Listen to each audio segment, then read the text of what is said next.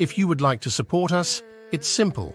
When making your purchases, use the affiliate links in the description.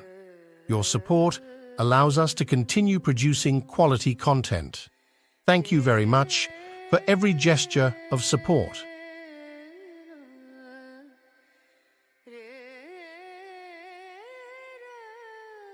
We must understand this. Engineering means essentially to make things happen the way we want it. That's engineering, isn't it? To engineer this building means what? We want it the way we want it. We could have sat under a tree, but we choose to build this building because we want to sit under something engineered the way we want it, as suitable for us. We air conditioned the place because we want the temperature in a certain way. All this we did, but is it not important that you engineer this the way you want it? Hello? Outside is air conditioned, inside is boiling, what's the point? I'm saying power is being wasted on you.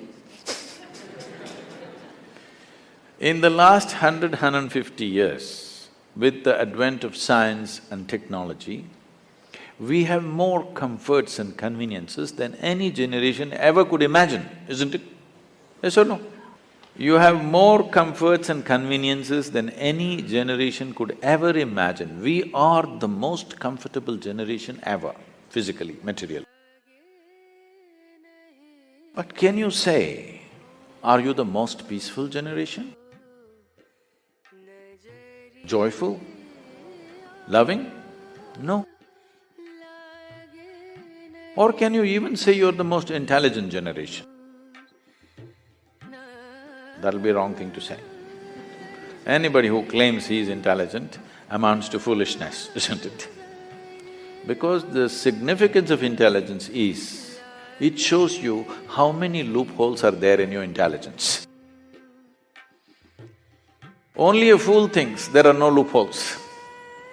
A truly intelligent person always sees how many loopholes in my intelligence. The significance of being in a technological institute is not about just getting qualified to get some job somewhere or a passport out of the country. It should become a way of creating life, making life happen better than the way it's happening right now, because this is a fundamental responsibility that we have as a generation of people, because we occupy this space on the planet for a short, brief time.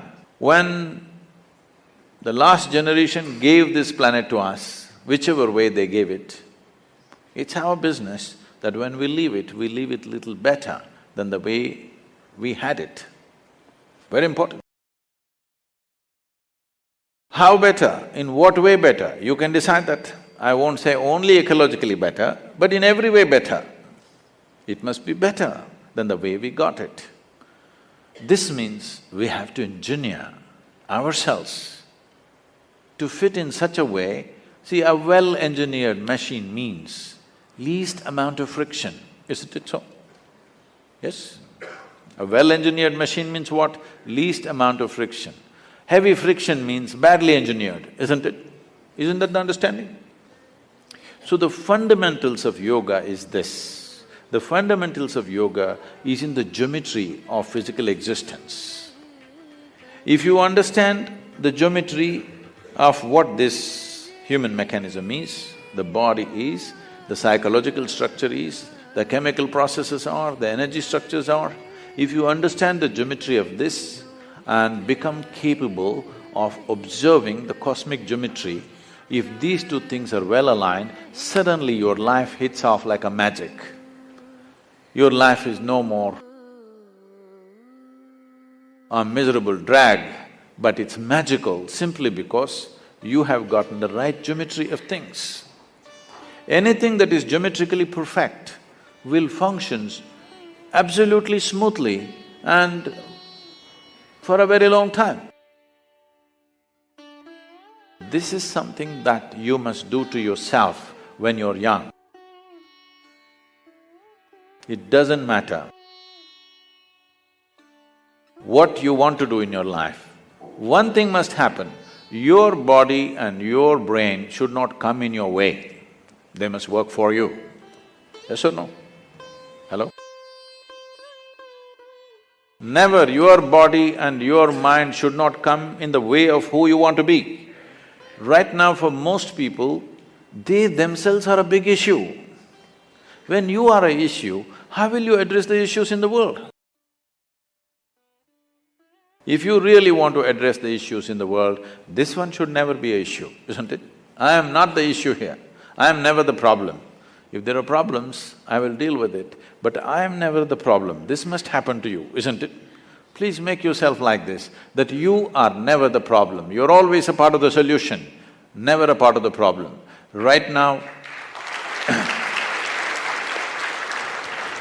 right now we have developed a certain attitude in the country, a whole lot of people, for every solution they invent a problem. For every solution they have found a problem. So there are people who are working for problems, there are people who are working for solutions. Young people should stand up and become a solution for future generations to come and your own life to blossom. Because the greatest fulfillment in one's life is that you function in such a way that you could do something which is much larger than yourself. This must happen. This is the highest fulfillment of activity, that you are able to do something which is larger than yourself. Only then you will see fulfillment in activity. Activity is one thing, but most important thing is how you are. People come to me like, right now you're all saying your IIT is the problem, so I'm inviting you to IYC, Isha Yoga Center. Lot of people come to me and say, Sadhguru, these are people who passed out, okay? Sadhguru, my mother-in-law, she's another, you know, from somewhere else she is. I just don't know how to live with this person. And my husband, after all, her son.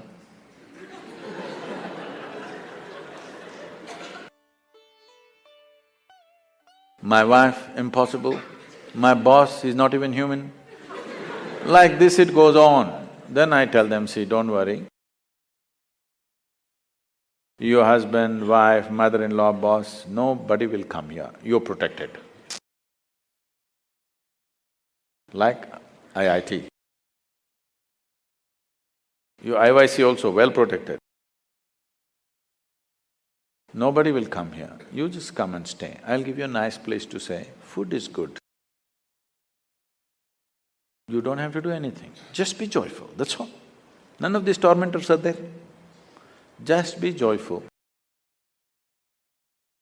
24 hours you leave them in the one room, you must see in how many ways they twist themselves out. When you're alone, if you're miserable, you're obviously in bad company, isn't it?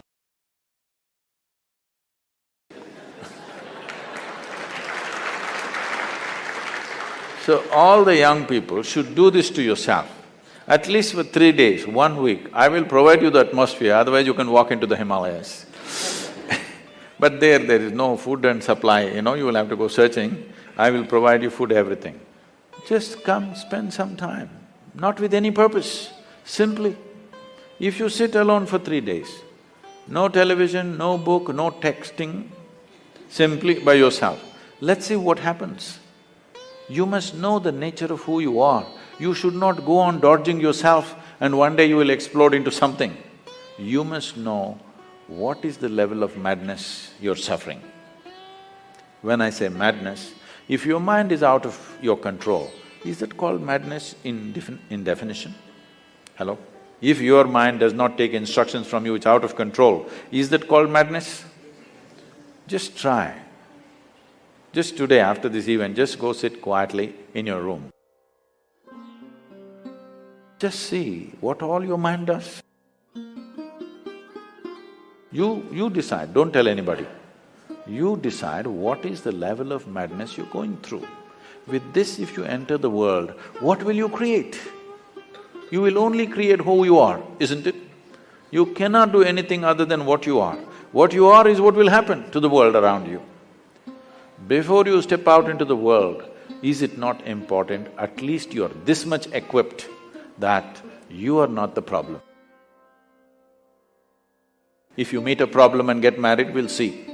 But you are not the problem. Can you make this happen for yourself as young people, that you are never the problem? You are not the issue in your life. Other issues, if they come, we will deal with it to the best of our ability, but this should not be an issue, isn't it? This can be easily done, very simple processes. If you invest on 20-30 minutes a day, you can bring this possibility into your life. It is just that it needs a certain orientation, because life is continuously outward. To turn inward, it needs a certain help and situation has to be created to make that happen. We are very much willing to do that with you. It's my wish and my blessing, this must happen to every youth of this country, because India, the people of India has suffered immensely. I don't know to what extent all of you are exposed, many of you are from good families. I have walked through rural societies right from my, early youth. It's not good, believe me. It's just not good, it's not some idyllic situation out there. It is bad. It's very bad in most parts of the world. Where we are, they say they are the better off states. The better off states are like that. I know the Bimarus, how they are. We can't just live like this. We can't just continue to live like this, insulating our humanity and thinking everything is okay. It's time we have a living humanity, that our heart beats for everything, our heart bleeds for everything, and we will do the best we can do. In our lives, if we do not do what we cannot do, there's no problem. But if we do not do what we can do, we are a disastrous life, isn't it? It's my wish and my blessing, you should not be that disaster.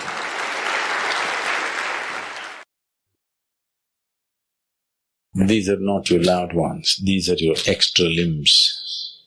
You're not able to stand on 2 legs, so you need 4 or 8 or 12, I don't know how many. These are extra limbs. And when limbs are not well coordinated, they tangle up, There are 4 or 5 brains, 4 or 5 power centers in the home. And for it to be well coordinated, certain things have to be done. One way of doing it is with an enormous level of connectedness, not emotional. Emotional connectedness just brings dependency. Emotion is something to be enjoyed. It is the juice of life. You don't make your emotions work. You should not make them work. You can make your thought work, you can make your body work. Don't try to make your emotions work. Whenever you try to make your emotions work for you, your situations turn nasty, isn't it? Yes or no? Initially, I loved your works. After some time, you're trying to make emotions work for you. The harder you try to make it work, the nastier your life gets. Because emotion is not for work. Emotion is just to sweeten your life. Your thought and your body should work. Emotions, just there. It's like a flower that you wear in your hair. Nobody wears anymore. Okay. You don't make these flowers work. The microphone works. Something else works. The flowers need not work, they're just there. That's all. Emotion is like that. It's just there, pleasant and wonderful. If you try to make it work, if you try to extract some life from around you with your emotions, it is bound to turn ugly. So if you don't have a working brain, if you're not capable of thought, then you try to use your emotion to make it work. And it may work sometimes, that's the whole problem. It works initially and then you try to push it further, then your life turns so nasty, so horribly nasty. Among people who are supposed to care for each other, the nastiest situation happen not among enemies, but among the so-called loved ones. You agree with me? Am I being too harsh on you? No. Yes or no? So,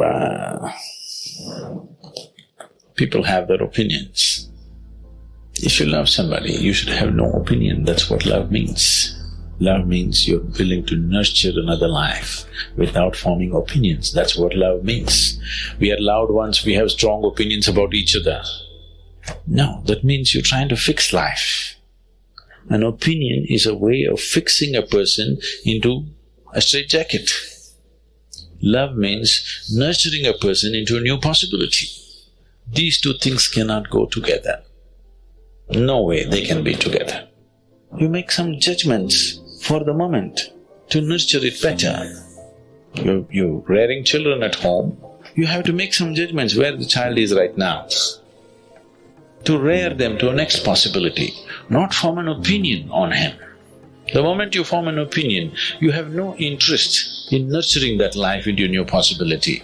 You only want to fix it in a shell of your opinion.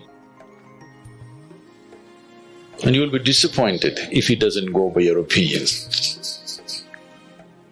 Now, that's not the way it works. If you want to live closely with people, it should be a relationship of nurture, not opinionated. It will not work like that. Fundamental mechanics are wrong. So how will it work? By accident, because of the newness of the situation, because it's honeymoon time. It may work for some time, but after that it will not work. So, if truly it's a loving relationship, there should be no opinions, there should be only nurture. Sadhguru, what are your views on adultery? How does it affect one spiritually? If there is no love in your heart, you are anyway an adulteress. For convenience and comfort, if you have given yourself to any aspect of life, not necessarily a man or a woman for that matter, without love in your heart, if you have given yourself to any aspect of life, you are an adulterer, isn't it? So am I against adultery? Yes, in that sense, yes, with every aspect.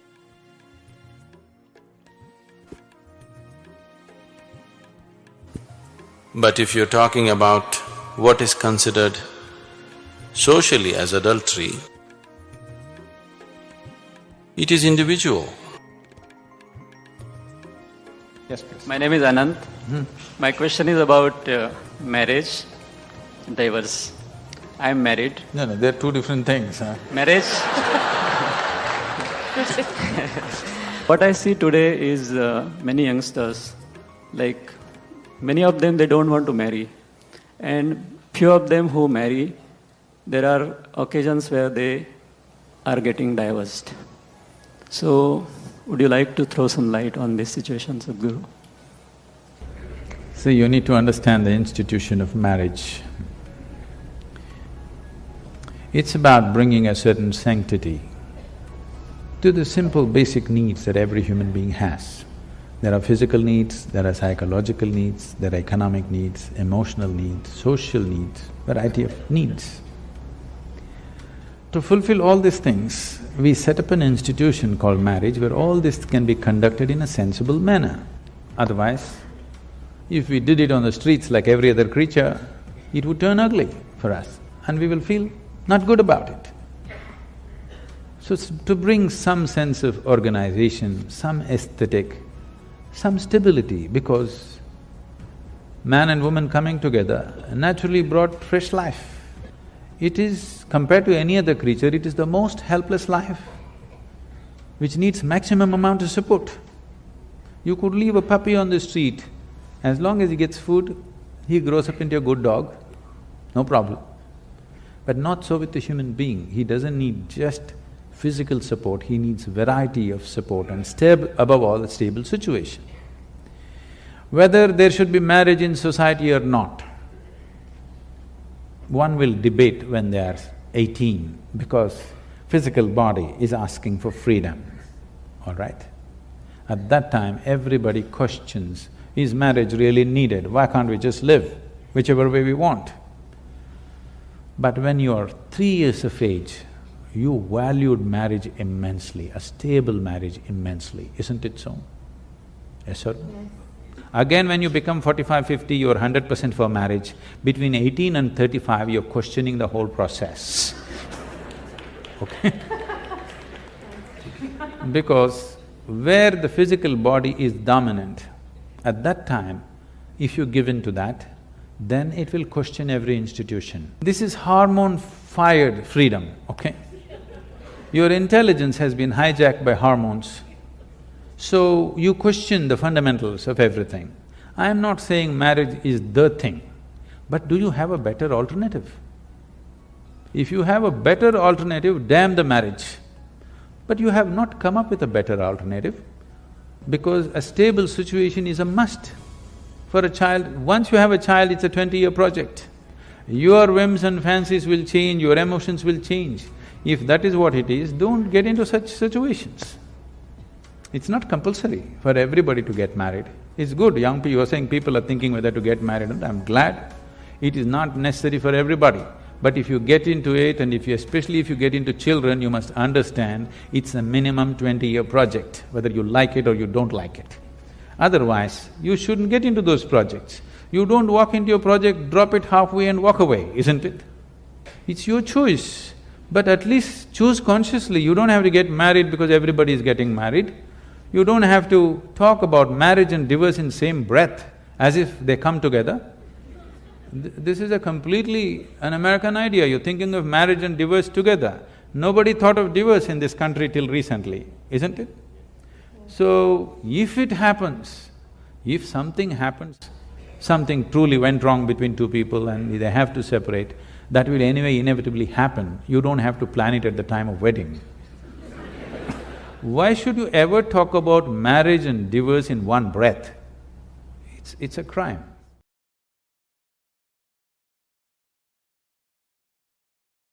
He said, it's better to walk alone than to walk with a fool.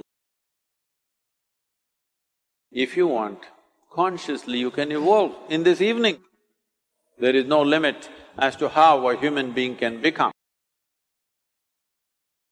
This is something that every human being must do.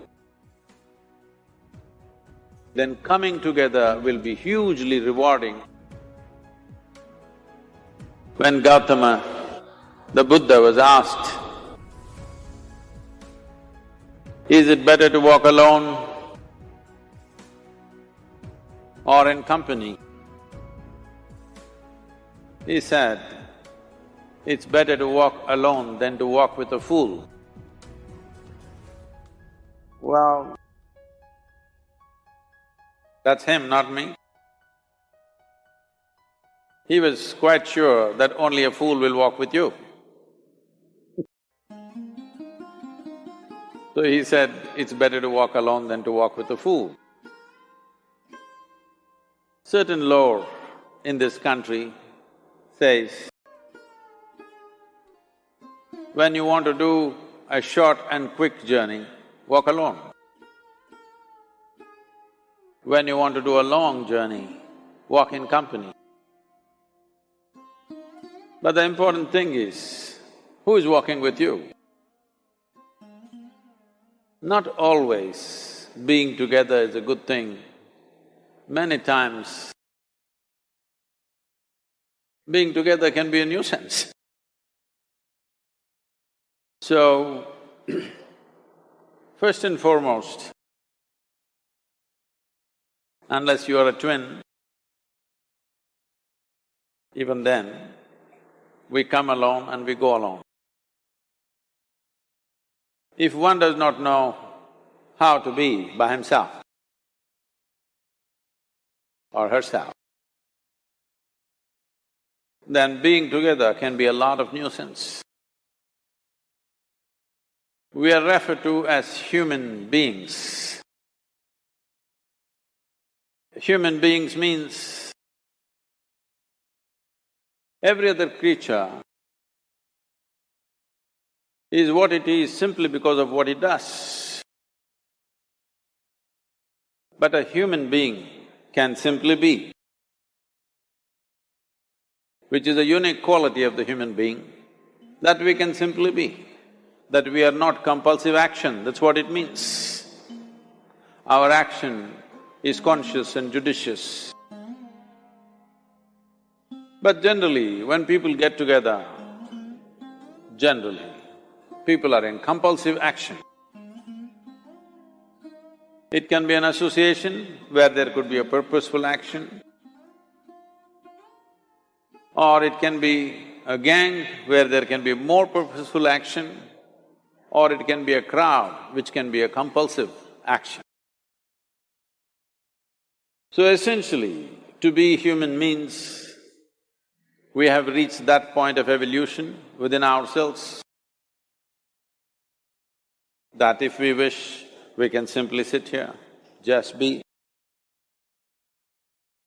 We can consider as to what action to take and what not to take. This is definitely individual. When individuals come together, we say, it's we in plural, but still it is individuals who have to come together. To be an individual means you are not further divisible. That means you're just one. People find different ways to divide themselves within themselves. In India, with 8,000 years of cultural history, we have invented various words to divide ourselves. It's very common for people to talk in terms of Atma, Paramatma, Ahankara, this one and that one. But every culture has this in their own way. When things are going right, when good things are being done, if you ask people, they say, yes, I did it. When things don't go right, when things go wrong, then they will try to find somebody. If they don't find anybody, he is always there. When they are very wonderful, of course they take pride in being how wonderful they are.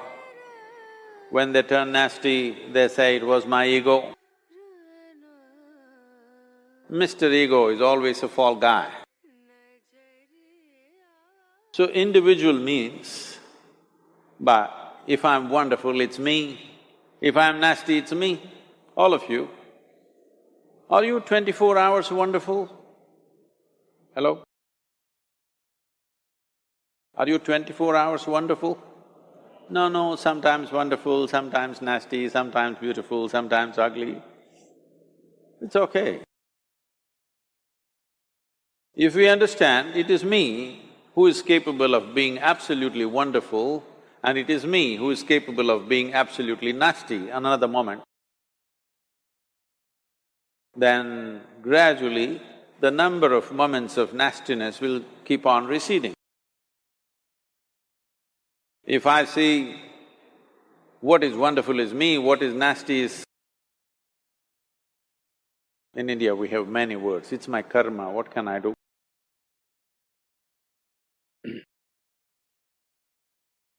Now, you must fix this. Being an individual is very important, that means you're not further divisible. If I'm wonderful, it's me, if I'm nasty, it's me. If I succeed, it's me, if I fail, it's me. You have to fix this. I'm just asking you a simple question. Within this, how many people? Hello? How many people within you? 1, 2? Only one. If you're one, you're a normal human being. If you're more than one, you're either schizophrenic or you're possessed. You either need a psychiatrist or an exorcist. But you will see whenever things don't go right, another guy will pop up from somewhere.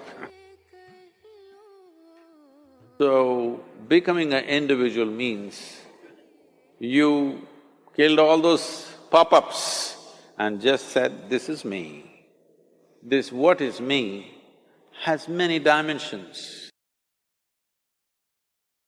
If I don't see this as an individual, I cannot divide this further, then transformation will not happen. If transformation does not happen, if people come together in that state, there will be more mess than solutions. All creatures hang out together. Whether it is various wild creatures, most of them hang out together. Even monkeys who are just one step behind us, they are also in bunches.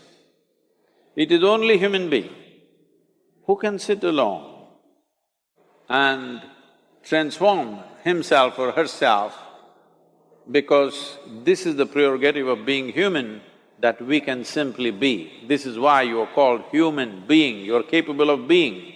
You are not in a compulsive state of activity. If you want, consciously you can evolve. In this evening you can evolve, if you're willing. It doesn't take 1,000,000 years, because our evolution is not biological anymore, our evolution is conscious. For every other creature, it is fixed. Nature has fixed 2 lines within which every other creature lives and goes. But once you have come as a human being, there is only bottom line, there is no top line. There is no limit as to how a human being can become. So before we associate ourselves with people, it'll be good every day in the morning or a certain period of your life, if one withdraws to spend a little time with oneself and see how, in what ways can this be little better than the way it was yesterday? This life, how it can be a little better life than what it was yesterday, because most people are coming together for their needs. To fulfill needs, people come together.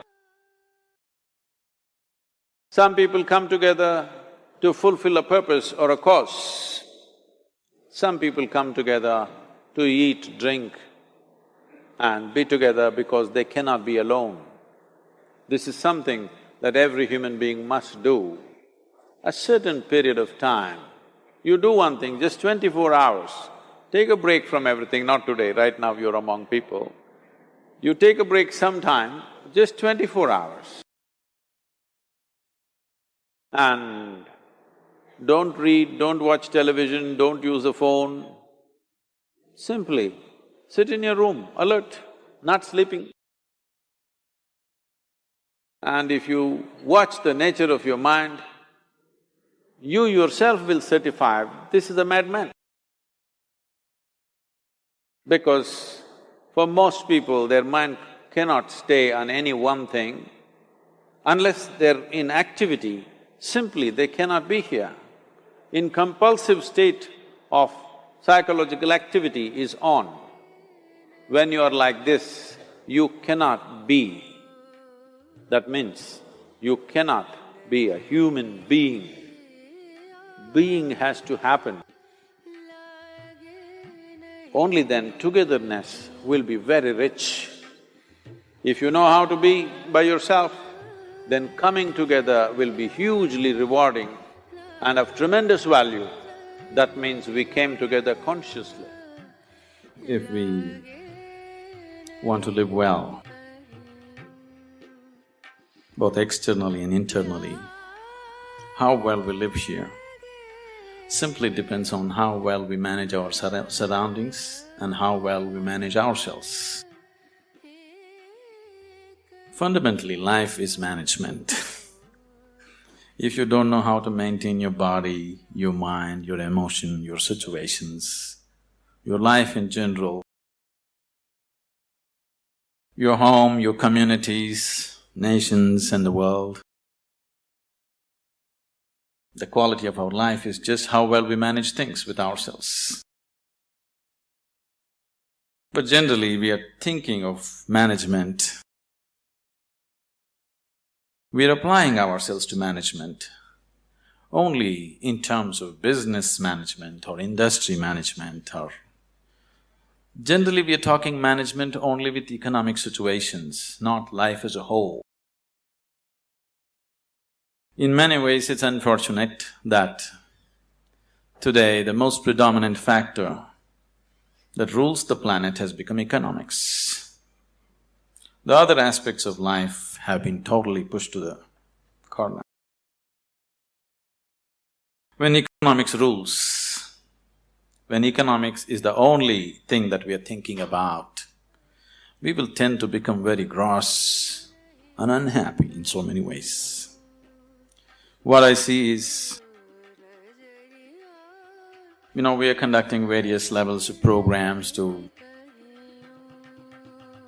very top-level executives in some big corporations in the world, major corporations in the world.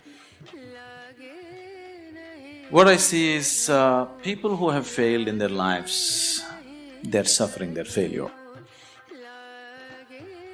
People who have succeeded in their life, they're suffering their success. If you suffer your failure, it's okay, because failure comes easy. If you suffer your success, that is tragedy, because success doesn't come easy. So, something that you worked for, something that you always longed for, something that you wanted to create in your life, when it happens, if you start suffering that, that's the real tragedy of life. But a large number of successful people on the planet are suffering their success. When I say suffering their success, if you look at people, look at yourself and see, you're still young people, most of you. When you're 5 years of age, how happy you were, and today how happy you are. If we make a chart out of it, a graph out of it, is it moving upward or downward? In 24 hours' time, how many moments are you really happy? If you look at this, is it going up or down?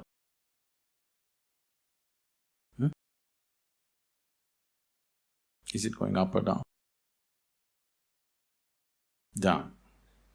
So that means you're a bad manager. Because after all, everything that you did in your life is in pursuit of happiness, isn't it? All that you're doing in your life, you're doing it because you believe that is your happiness. You educate yourself, you pursue careers, you build families, you run after your ambitions. So many things you do because somewhere you believe fulfilling those things will bring you happiness. After doing all that, if happiness is not multiplying, it is going down, that means you are a bad manager of yourself.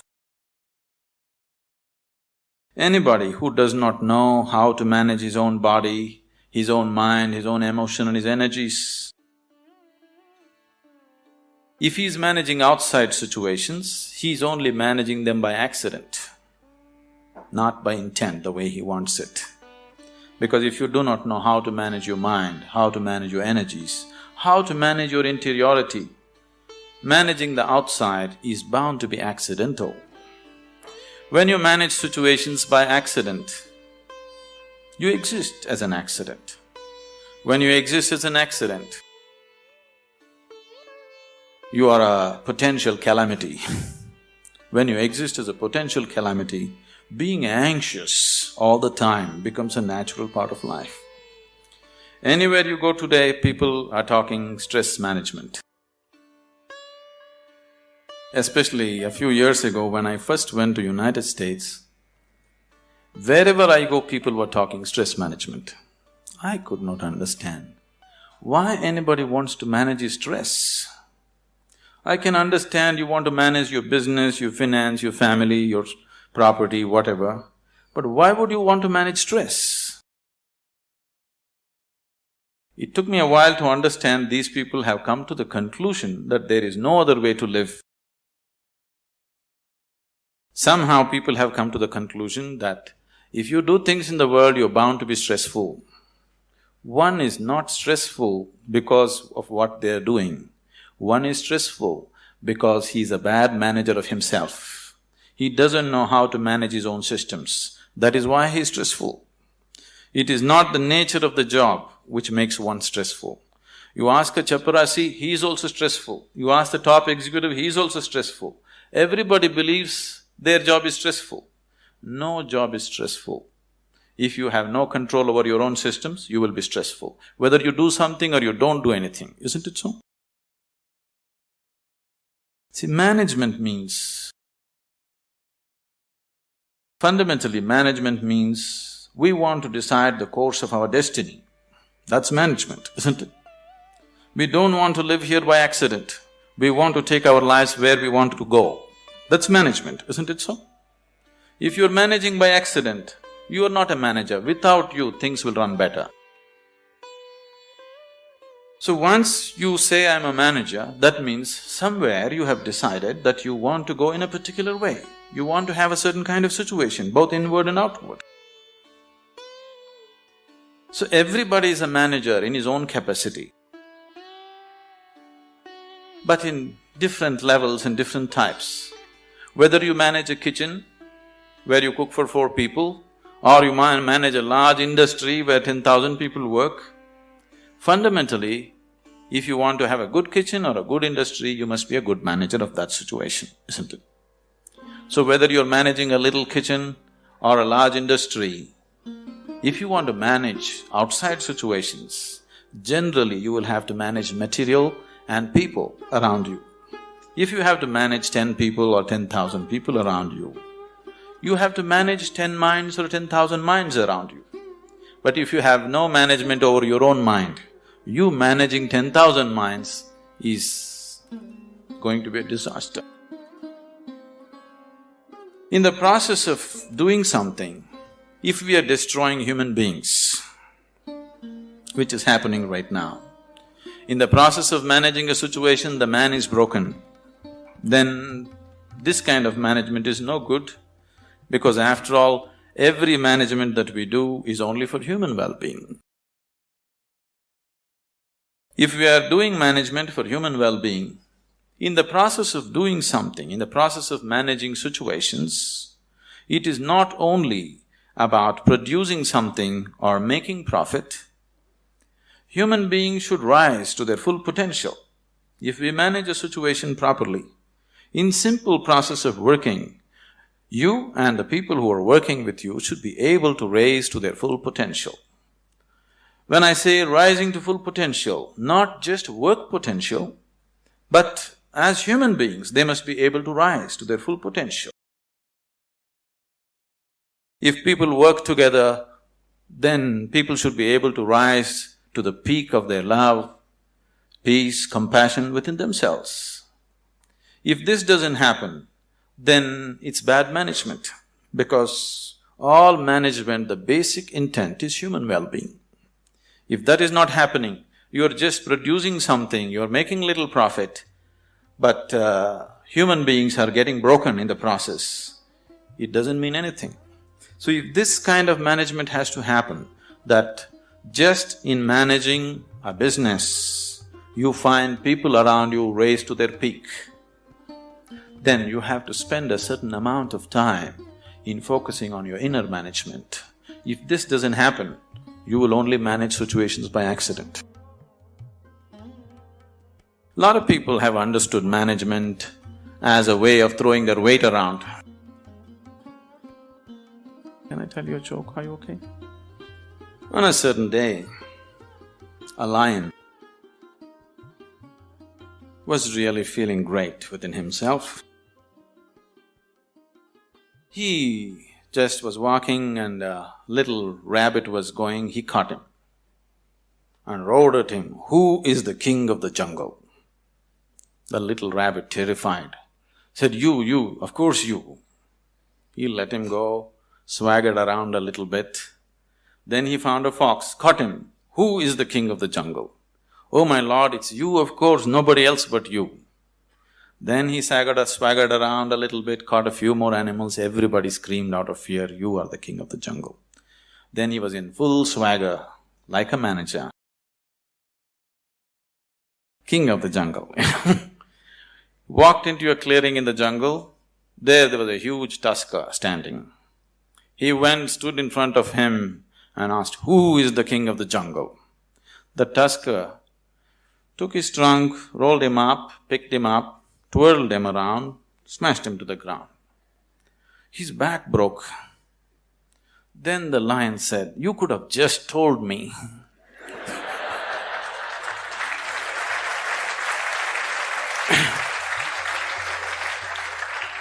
But the tusker said, you see, I had to make my point.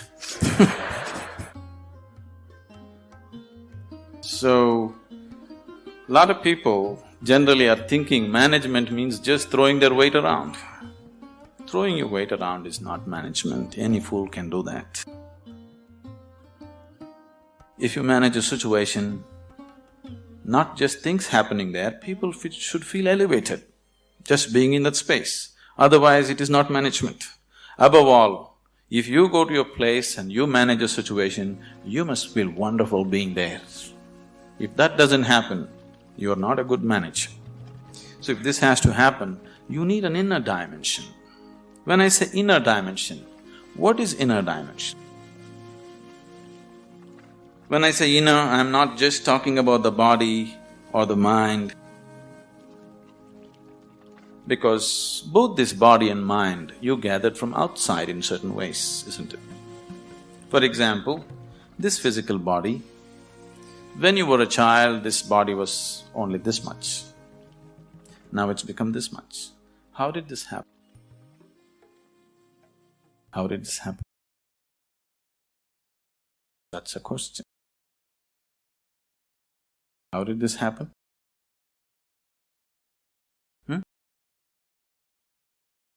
You grew up, how did it happen, I'm asking?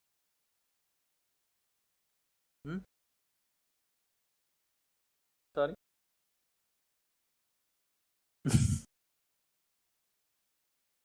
How did it happen? How did all this body happen? Food that you ate, isn't it? What you call as my body is actually a heap of food that you gathered. What you call as food is just a piece of earth that you convert it into food and make it into body, isn't it? So this body is just a heap of food that you gathered over a period of time. What you call as my mind is a heap of impressions that you gathered from outside. Now you have a heap of food and a heap of impressions. If this much gathering has to happen, something more than this must exist, isn't it? If you are capable of gathering such a large body and so much mind, there must be something more fundamental than this. But that never comes into your experience. You're just lost in these two heaps, trying to make some sense out of it. Now, as there is a science, as there is a management science for external well-being, there is a management for science for inner well-being. It is just that most of the time we have not approached it scientifically. We're just believing by doing something, somehow everything will be okay. Right now, people are thinking by educating themselves they will live happily ever after, which you will discover after some time it's not so. By getting a job, they think they're going to be happy ever after, which you will discover it is not so. By making money, you think you're going to be happy ever after, you will discover it is not so. Somebody thinks by getting married they're going to be ever after, and they know it is not so. So, you're trying to somehow fool yourself into believing that by doing something everything will be okay. Though repeatedly it has let you down, still you believe that something else, some other miracle will make everything okay. It'll not be okay. It once happened. On a certain day, a bull and a pheasant were grazing on the field. You know a bull? A pheasant, a bird. The bull was grazing on the grass, the pheasant was picking ticks off the bull, they're partners, Then the pheasant looked at a huge tree which was at the edge of the field and very nostalgically said, "Alas, there was a time when I could fly to the topmost branch of the tree, but today I do not have the strength even to fly to the first branch of the tree." The bull very nonchalantly said, "That's no problem. Eat a little bit of my dung every day. You will see, within a fortnight's time you will reach the top of the tree." The pheasant said, "Oh, come off it. How is that possible?" The bull said, "Really, please try and see. The whole humanity is on it. You could try too." Very hesitantly, the pheasant started pecking at the dung, and lo, on the very first day it reached the first branch of the tree. In a fortnight's time, it reached the topmost branch of the tree. It just went and sat on the topmost branch and just looking at the scenery, enjoying it. The old farmer saw a fat old pheasant on the top of the tree. He took out his shotgun and shot him off the tree. So the moral of the story is, even bullshit can get you to the top, but never lets you stay there.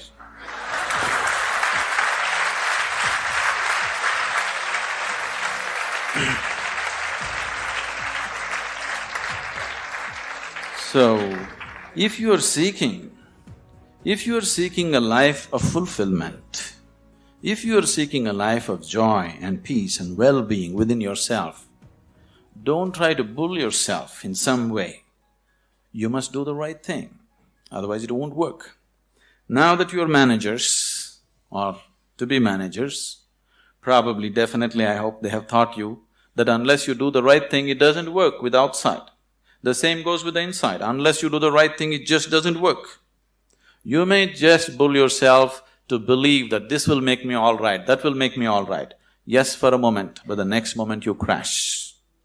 Please see,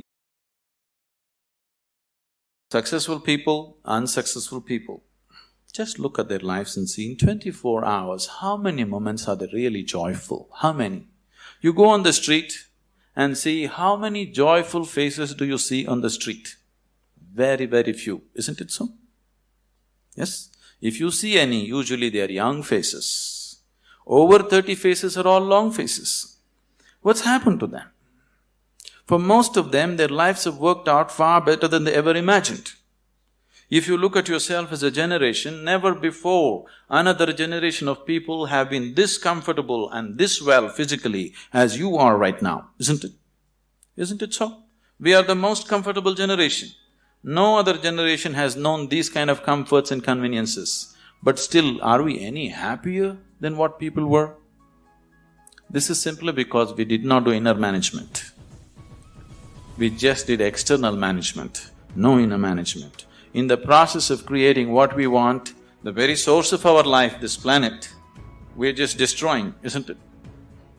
In pursuit of our happiness, we are just making a bonfire out of this planet, but still we are not satisfied, nor are we any more joyful than what we were 500 years ago as people were, isn't it? So somewhere we have neglected the interiority. So to turn inward, what is needed? One reason why most young people here have never made any effort to turn inward is because today, any thinking person, the moment he can read ABC, speak English, and he has extra alphabets next to his name, he develops an allergy towards anything spiritual. This is not your fault.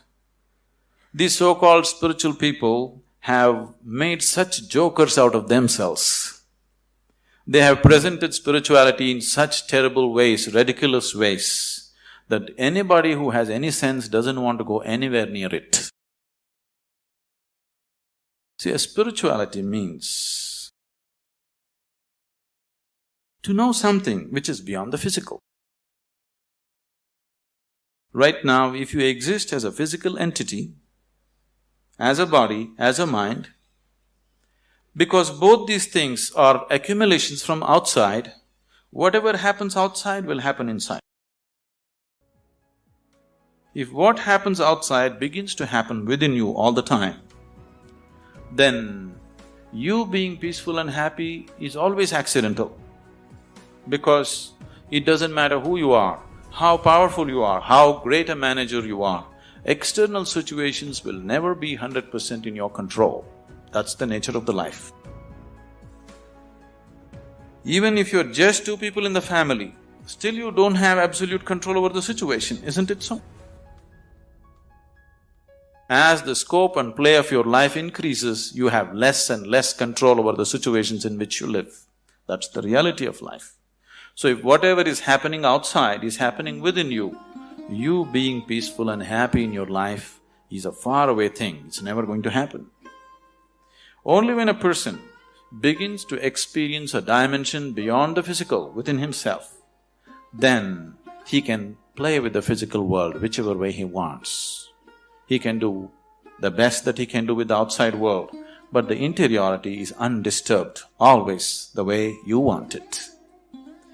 The outside world will not happen the way we want it 100%. At least the inner world should happen the way we want it, isn't it so? Isn't it so? The outside will never happen 100% the way we want it. That's the reality of life.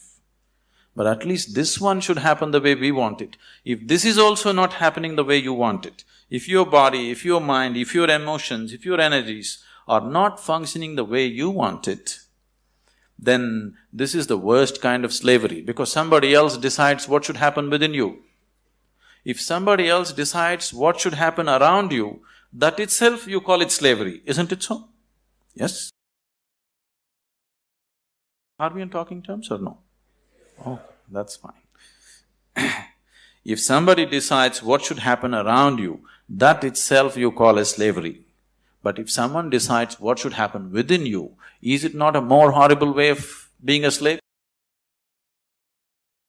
But please see, the whole world is in it.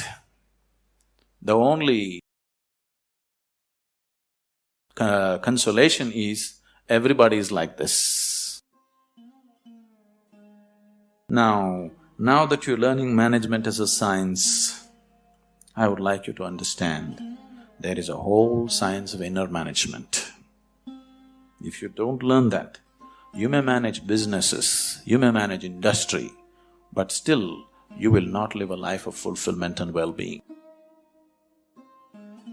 If you want to live a life of fulfillment and well-being and offer the same to people around you, it's extremely important you know what it means to manage your interiority.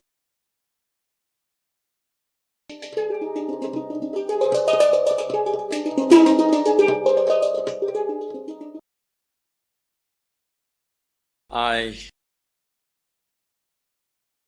really don't know how you feel today going out of probably the last step of your education, or at least one step of your education, a major step of your education.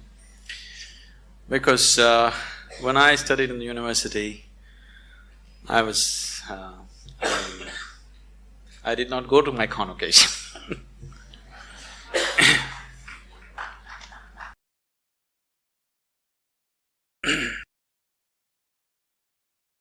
Somewhere, right from my childhood.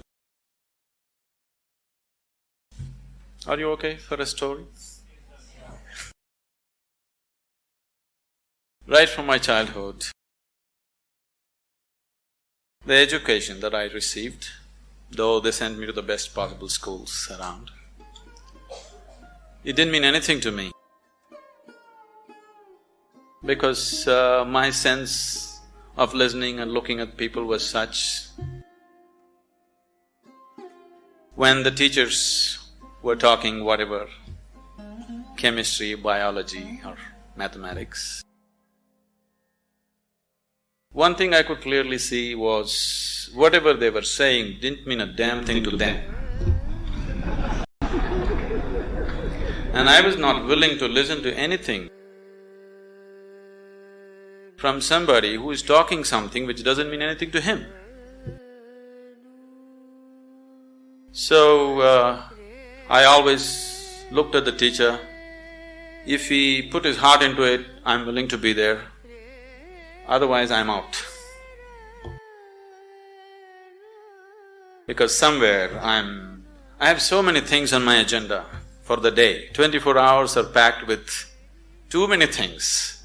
I'm not willing to spend an hour or even 5 minutes listening to someone who is talking something which doesn't mean anything to him. Even if he's talking nonsense, it doesn't matter. If it means something to him, I'm willing to listen to it.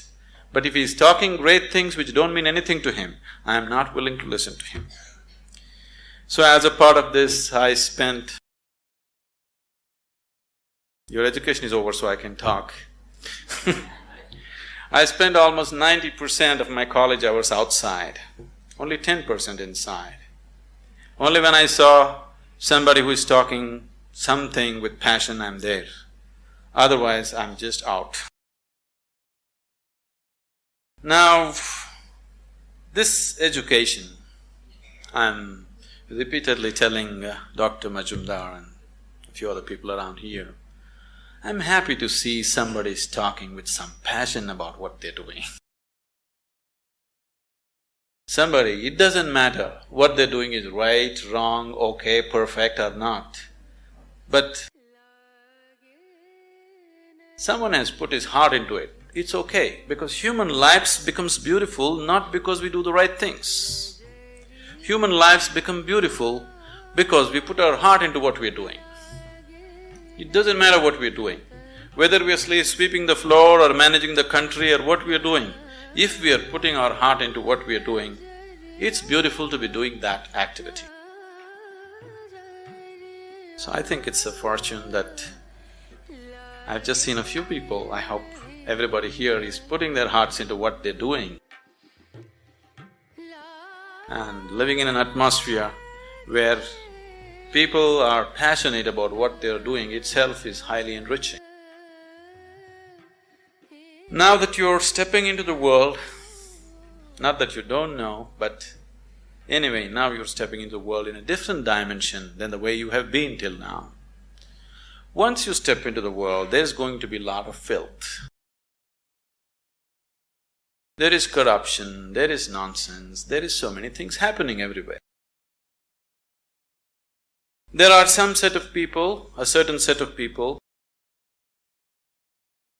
who will develop an allergy for this filth.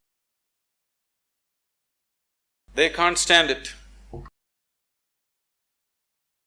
They usually run to the Himalayas. Because they're allergic to filth, they can't take it. They want everything pure, but such a thing will not happen because the filth of the world has one way or the other has entered our minds. Whether we empower that filth or not is all the option that we have. But we cannot avoid filth, it is there. All the nonsense that can happen in the world, you know in your head, isn't it? So one set of people develop allergy and try to run away, which they can never do, really. Another set of people, a large segment of people, unfortunately, have come to their own kind of philosophies. Anyway, world is full of filth, let me also become filth. So they have joined that, they have merged into the filth. What we call as filth can also be great manure, Indian spirituality has always used lotus as a symbolism. A lotus flower has always been the main symbolism for Indian spirituality. Why a lotus flower is? A lotus flower grows best where the filth is thick. This filth which is stinking, which you can't bear, has transformed itself into a fragrant, beautiful flower. This option also is with us every moment of our life. If the atmospheres that we live in make us… we cannot call ourselves managers. If we make the atmospheres that we live in, only then we can call ourselves managers. Being a manager means that we are going to create whatever we see as the most beautiful thing to happen right now. Allowing situations to create you is not management at all. Creating the situations that we want is management. As many of them have said many things, this process of education, there is a certain exhilaration now that education is over, you're stepping into a new dimension of life, the excitement and, it's always beautiful to step into something new that you believe is going to be wonderful. But what we have seen with life with most people is, now let's say somebody got a job, the first day when they went and sat behind this table was the most fantastic place in the world. But within a few years, behind the same table, they're manufacturing blood pressure, diabetes, ulcers and whatnot. This is not because there is something wrong with the jobs that we do. This is not because there is something wrong with the world that we live in. It is simply because we have not paid sufficient attention to ourselves. We have paid too much attention to what is outside. To succeed in the world, people are always thinking, great aspirations will make you successful. Aspiration is just an initial starting point. Just because you aspire for success, just because you aspire for prosperity, just because you aspire for well-being, it doesn't happen. Success, prosperity, well-being happens because you have made yourself capable of creating those things. Everybody aspires. Who is not aspiring for success in the world? Everybody is aspiring. Even a beggar on the street is trying to be a successful beggar, isn't it so? Every human being is aspiring for it, but only those who have made themselves capable will succeed. Making yourself capable not only in terms of management skills and other things, but that is needed too, but making yourself capable as a human being to go through situations untouched, to be like a lotus flower. Even if you're in the filthiest of situations, to maintain your beauty and fragrance, if one has this, he will float through this life untouched. If one doesn't have it, life will eat him up in so many ways. It's my wish and my blessing that this new set of managers will manage this world, this country, this community and the business and commerce, which is part of our existence today in the world, in a much better way than the previous generations of people have done, because externally we are better equipped than ever before. If we make a little effort, it's a fortune that an institution has made an effort to equip you internally to whatever extent it was possible for them. If you equip yourself for internal management also, I'm sure that this group of people and many more who will pass out of this institution should definitely manage this world, this nation and the communities much, much better than the way it's been done till now. When it comes to management, there's no such thing as perfect management. It is just that if people give themselves absolutely to what they're doing, this will happen.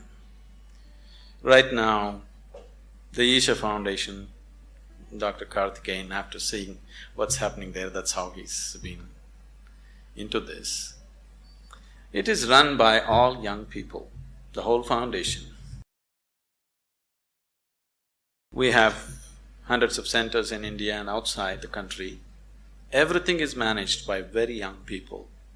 People who have been with us for 14, 15 years, they are just in their early 30s now. Very, very young people. No senior people, no experienced people, just young people, raw hands. I took this as a challenge to make it happen through them, not using any kind of experience. I'm not against experience, I'm not against that, but I wanted to make a statement that incredible things can be done, not because we know how to do it. Incredible things can be done simply because we are committed that we want it to happen, that's all. Today, this has grown into a voluntary organization with over 200,000 active volunteers around the world. And we have taken enormous projects of social significance. All these things are handled by volunteers. They're not paid for it, they spend from their own pockets and do things. And you need to understand, managing these people, managing volunteers is much more difficult than managing paid employees because you can't fire them. You can never fire them for inefficiency or indiscipline or whatever, because they're there on a voluntary basis. So, people who manage these situations, very young people without any qualifications, they are such fantastic managers of people. The way they manage the situations, the way they conduct thousands of people has set such a exemplary example in the community there. I would take this opportunity someday that when it's possible you visit Isha Yoga Center as to how things are managed so simply, because management doesn't come… I know you need to learn about finance, this, that, banking and those kind of things, but fundamentally management is your ability to be capable of inspiring people to do their best. And that's all we can do. If everybody around us are doing their best, that's the best possible management that can happen. So this is not going to come with manipulation, this is only going to come with dedication, this is only going to come with love, this is only going to come because you are willing to give yourself 100% to the person who is next to you at that moment. Oh, is all this possible? Is it not all utopian? You think this is the reality in the corporate sector? I'm telling you, we are working in the prisons, we are working in rural areas, we are working with major corporations in the world. It doesn't matter what kind of person you meet. If you just learn to touch the core of his humanity, then you see every human being is willing to do his best for you, always. If you just learn how to touch the very core of a human being who is around you right now, you will see everybody is willing to lay their lives down for you. Only if people around you love you and they want to do the best for you, you will not get ulcers doing management. If people around you are trying to pull you down, you will anyway get ulcers trying to manage situations. Isn't it so? If you do not create the people who truly love us and wanting to give their best, then management is going to be a pain. Management is going to be a huge suffering. Only when people around us really want to do the best for you, only then management can happen wonderfully. It's my wish and my blessing that all of you turn out as truly great managers of yourself and the world around you. Our lives become beautiful not because of what we do. Our lives becomes beautiful simply because we have included everybody around us as a part of our dream of well-being. I hope all of you become truly successful and well in whatever way With inner technologies, if you need any help, we are always available to you. It's been a joy to be here in this institution. I've been to any number of colleges, people are the same, but creating an institution with some sense of commitment for inner well-being in today's world is too happy. Thank you. So if enlightenment happens, how do we know it has happened? Suppose we are hallucinating to be enlightened. If such a thing happens, it will be clearer than daylight. It's not something that you can miss. It is not that kind of an event that you could miss it. You will not miss it. But when I say this, there is a problem attached to this because these days it is going on in many places. For a certain fee, within a weekend's time you can get enlightened. You'll be declared enlightened by somebody. Really it's happening everywhere. If you just pay a certain amount of money, one weekend you can get enlightened. I remember in the 60s, in the 1960s, in California, people set up certain businesses, enlightenment services. The advertisement I remember very well. If you go to India, it will take 12 years of hardship. Okay. $50, 30 minutes, you can get enlightened. They were just using psychedelic machines. You put up certain visuals and certain sounds, it'll just blow your mind apart. Because of the sounds and the visuals, when you come out, you come in a daze. You feel like you have really gotten somewhere. This used to be the advertisement. $50, 30 minutes. If you go to India, 12 years of hardship. Here, it's California, quick, new technology. These 1960 machines, this old technology has now infiltrated into India. Some people have installed these machines and they're claiming within a weekend they can enlighten you.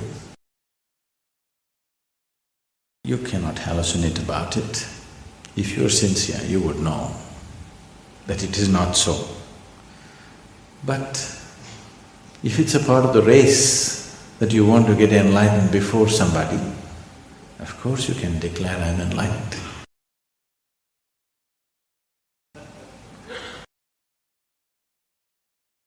It is just that these kind of deceptions are not new on the planet. They've been happening for a long time. But now modern technology has come to aid them better, to give them an expanded sense of many things. Much experimentation was done during the 60s and 70s about these things. One is with the psychedelic machines, another is with psychedelic drugs. You take an LSD and people claim they're enlightened because they had an expanded sense just for a while and then they came back. If they overdid it, then they lost everything, they cracked up in so many ways or even died. Many people mentally cracked up because of excessive use of psychedelic drugs. But for those few moments, they really felt enlightened, or at least they thought so. This is not something that you do. This is not something that you can do. It is just that if you cultivate the system, your body, mind, emotion and energy to its peak possibility, then an absolutely wonderful flower blossoms within you. Not something that you did, you just waited with the right kind of conditions and it happened. There's a very beautiful story in the yogic law.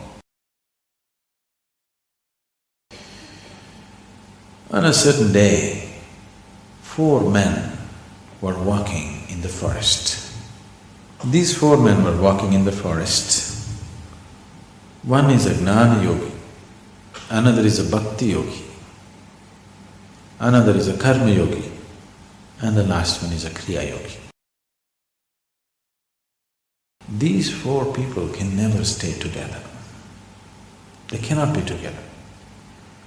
Because a Gnana yogi means yoga of intelligence. He is a man of intellect, great intellect. He has complete disdain for everybody. He thinks everybody is a fool. Especially these bhakti yogis who are doing Ram Ram or whatever, in his mind they look like utter idiots. He can't stand them. Isn't it? You think? Could that man stand bhakti yogis? No, he wouldn't stand. He just can't tolerate them. Bhakti yogis, people of devotion, they have pity for everybody. Because when God Himself is here, you're doing all this mental circus and physical circus. It's just stupid, isn't it? Just hold God's hand and walk into heaven. So bhakti yogis have pity for everybody, for all the foolishness that they're doing. Karma yogis think all these other people are just lazy people. Because if you want something to happen, you have to do it. Because they're lazy and unwilling to do what they need to do, they have invented all these other yogas. Because in the world, if anything has to happen, you must do it, right? Action. These are yoga of action, karma. Kriya yogis have utter disdain for everybody because, after all, the whole existence is energy. Unless you transform the energy, how will anything change? Where is the possibility?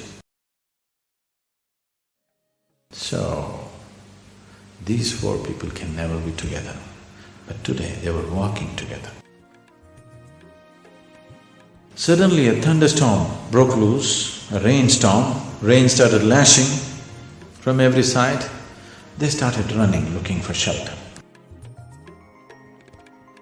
The bhakti yogi said, "There is an ancient temple in this direction, let's go there for shelter."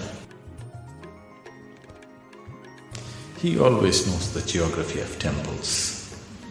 He won't miss a single temple. So they all trusted him and ran in the direction. Then they found an ancient temple where the walls had collapsed long ago. Just a few columns and a roof was there. And in the center, there was a deity, God's image.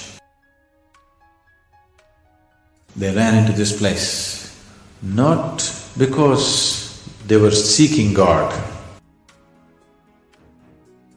not in any kind of love for God, just to escape the rain. They ran in. And then they stood there for a while. Then they found the rain started lashing from every direction.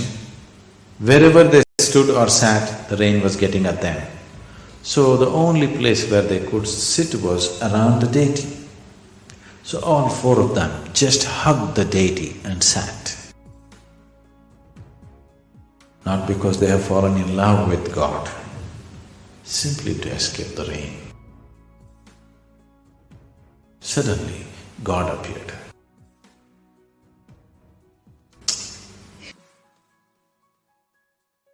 In all their 4 minds, the same question, why now? We did so much yoga, we did so much puja, worship and so many things. You didn't come then. Now when we're just escaping the rain, why now? And God said, at last you 4 idiots got together.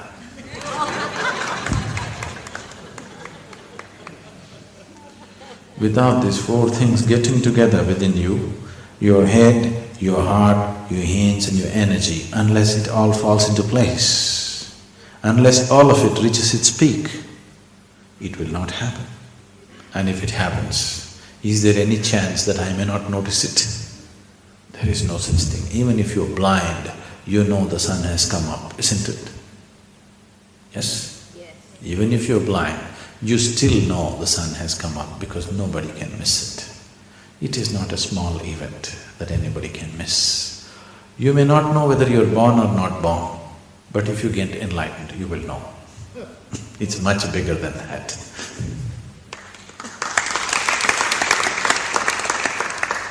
Birth will happen many times. This will happen only once.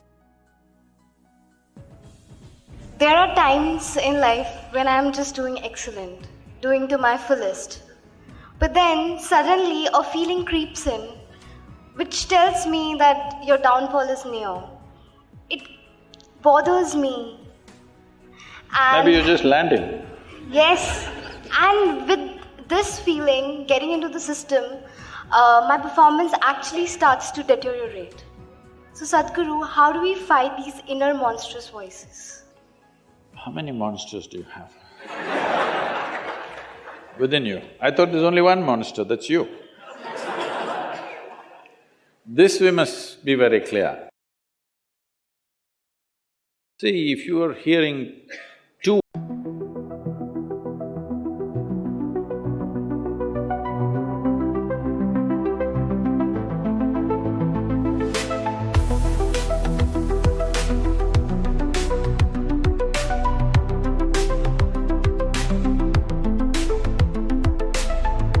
Flickering lights again, whispers in the rain. Stars begin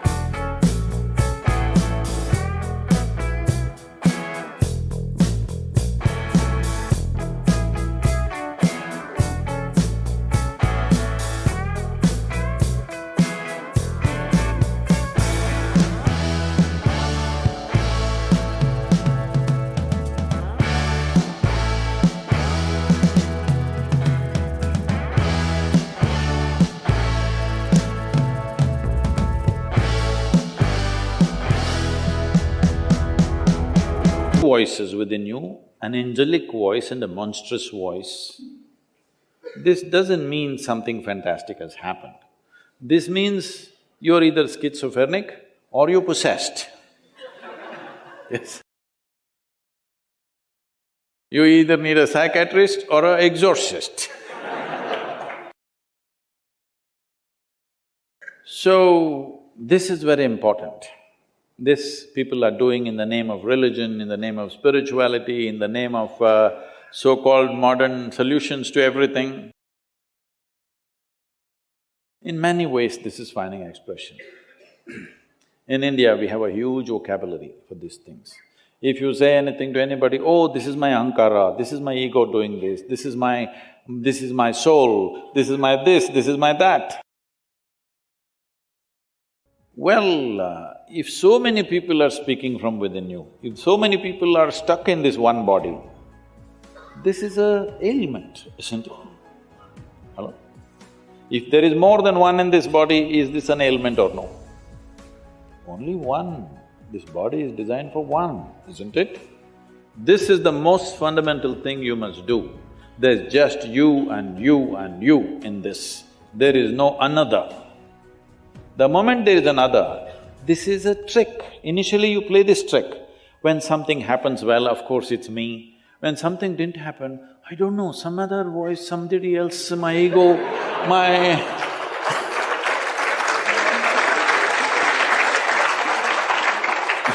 all kinds of other creatures which don't exist you manufacture in your mind. You can call it Atman, Paramatman, God speaks within you, devil speaks within you. See, whenever people said, God spoke to me, disasters unfolded. Yes, have you seen this? The President of the United States at one time, about 15 years ago or 18 years ago, said, God told me, oh, what a disaster, 600,000 people died and a whole nation destroyed. That is the kind of things always happen when God spoke. Because I want you to understand, it's not about God speaking. When you want to say something absolutely illogical and unreasonable, you bring the God and the devil.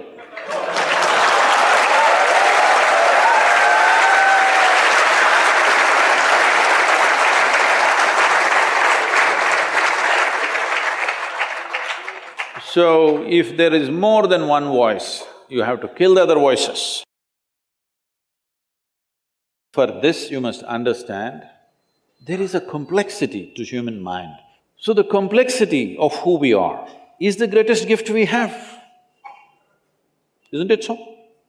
There is a cerebral complexity, which is what makes us who we are. This is the greatest gift.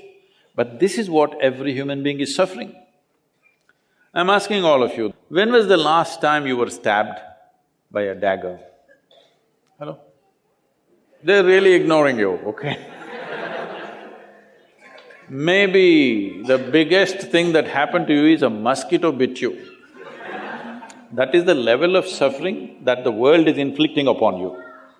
Rest of the suffering is all on self-help, isn't it? So why are you suffering like this? Because… I'll ask you a simple question, tell me yes or no.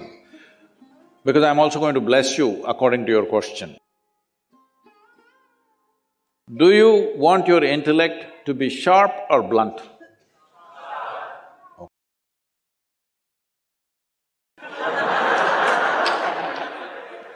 What department are these guys?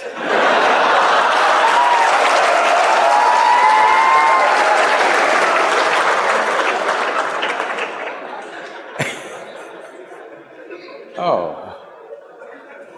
Is there political science?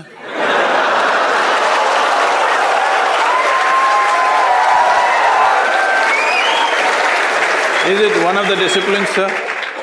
Is it one of the disciplines in the… No. Then how? There's infiltration in your college. So, you naturally want your intellect to be sharp. That means intellect is a cutting instrument. It's like a knife. The sharper it is, the better it is, isn't it? So right now, After millions of years of evolution, we gave you an intellect. We means I'm on the side of nature, okay? We gave you a sharp mind. Now you're cutting yourself all over the place and you're complaining about it. No, when something is sharp given to you, you must learn how to hold it, isn't it? You have to learn how to handle it. If you hold it at the wrong end or if you move irresponsibly, you will cut yourself. Right now, these are all individual expressions of someday I feel like this, someday I feel like this. Human beings essentially are going through a whole lot of suffering. Somebody is in the war zone, somebody is in a famine zone. I will leave those human beings because that's a different scene. But the rest of the people are all suffering only one thing, their own intelligence. If you took half their brain away, they would sit peacefully. Yes or no?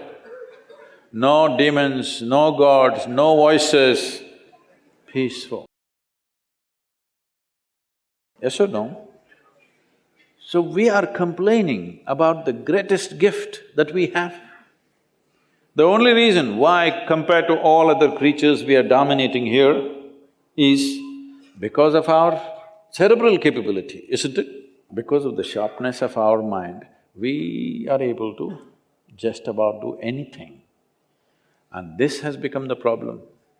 So this has become the problem because we gave you a very complex machine and you not bother to read the user's manual and you're trying to handle it blindly. Now all kinds of things will speak. Your own intellect has taken over your life and destroying you, make you suffer for nothing. If I leave you alone in a room, all by yourself, if you're capable of being miserable, this means you're in bad company, isn't it? Hello? If I'm with you and you suffered, maybe it's me. But you're sitting alone and suffering, this means you're in bad company, isn't it? You have to fix that one thing, that this one is never bad company. This is the best company you have.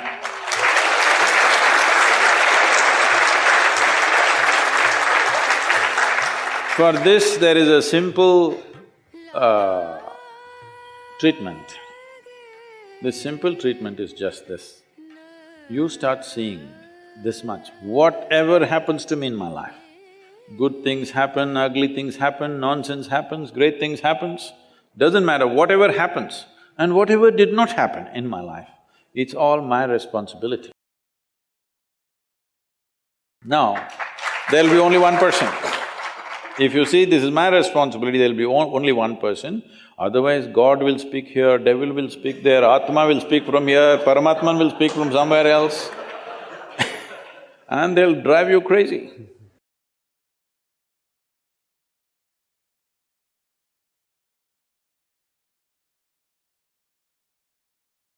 Thank you for watching. Don't forget to subscribe to not miss any new content and invite your friends to join us on this learning adventure.